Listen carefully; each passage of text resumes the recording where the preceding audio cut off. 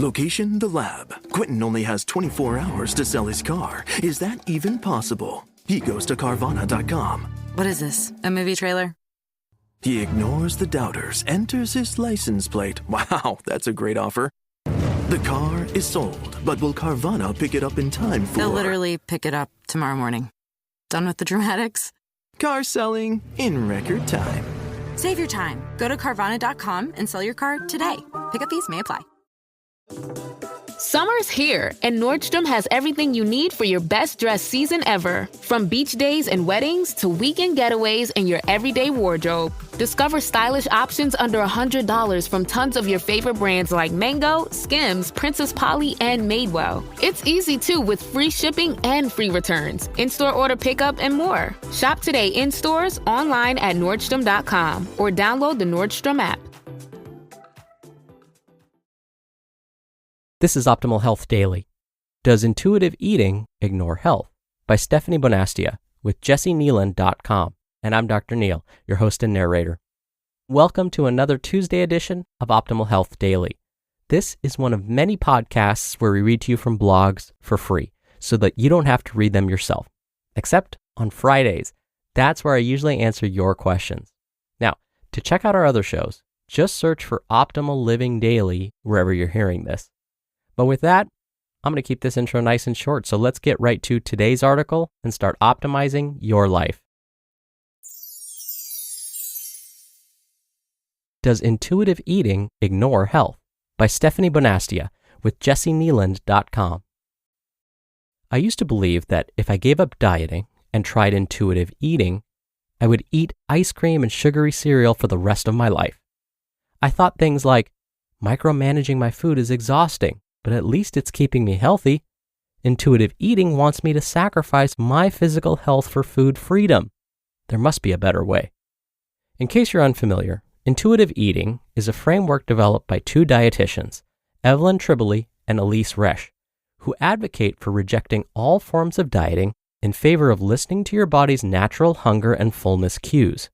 According to the principles of intuitive eating, our bodies can be trusted to tell us what we need, how much we need, and when we need it, if we can learn how to tune into the body and disengage from rules imposed by dieting and diet culture. At first glance, it's easy to think, yeah, right. Sounds like a fairy tale. If I could eat intuitively, I would. The problem is, I can't. Critics of intuitive eating embrace this skepticism by claiming that if we listened to our natural cues, we would only eat junk food and be more out of control than we already are.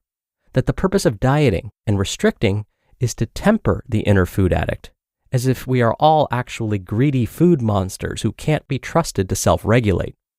This opinion is further promoted via health and wellness citations that claim it's not about weight, it's about health.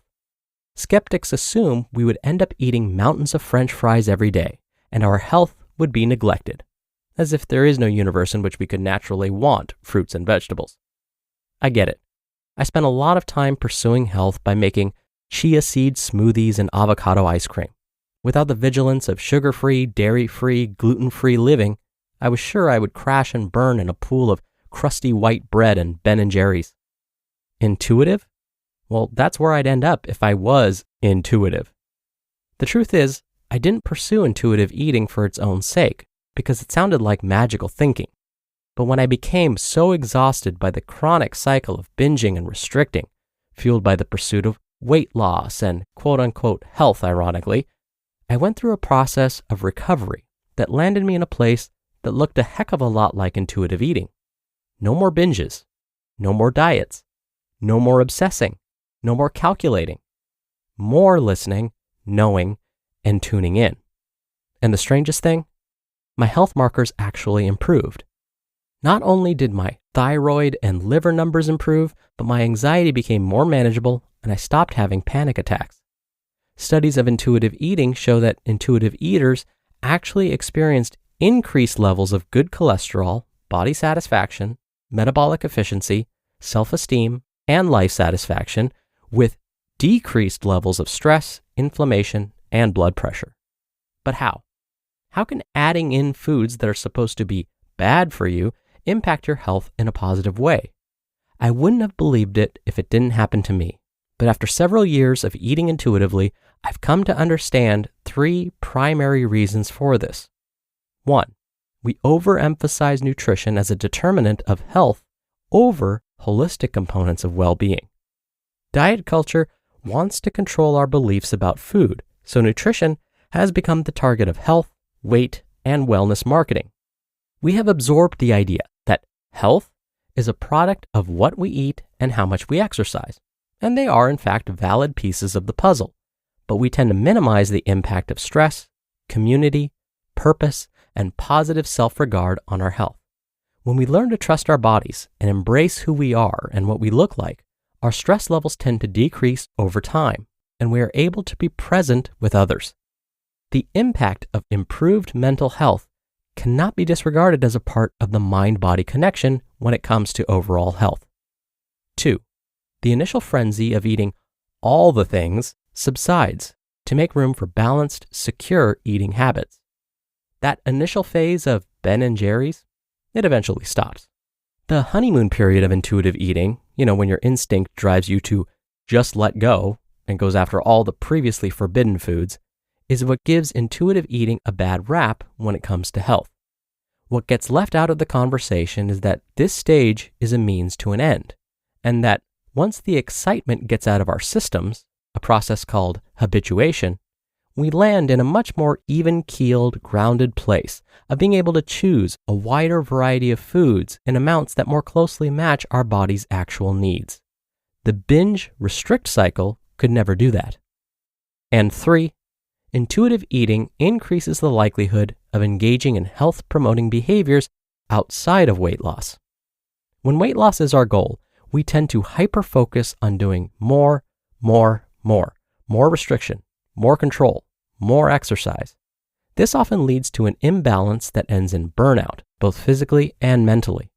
Intuitive eating reduces the pressure around weight loss and encourages tapping into health-promoting behaviors you actually enjoy.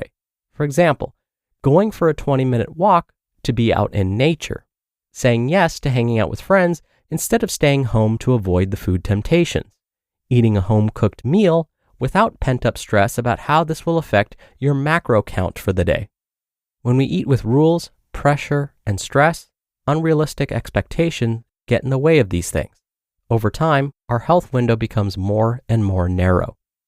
You might be thinking, okay, that sounds reasonable, but I still can't just become an intuitive eater. And you're right, it's not a simple choice that we make.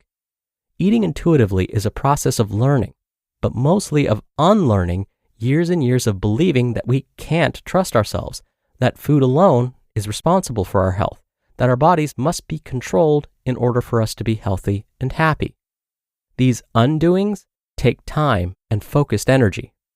Health and intuitive eating are, in fact, compatible.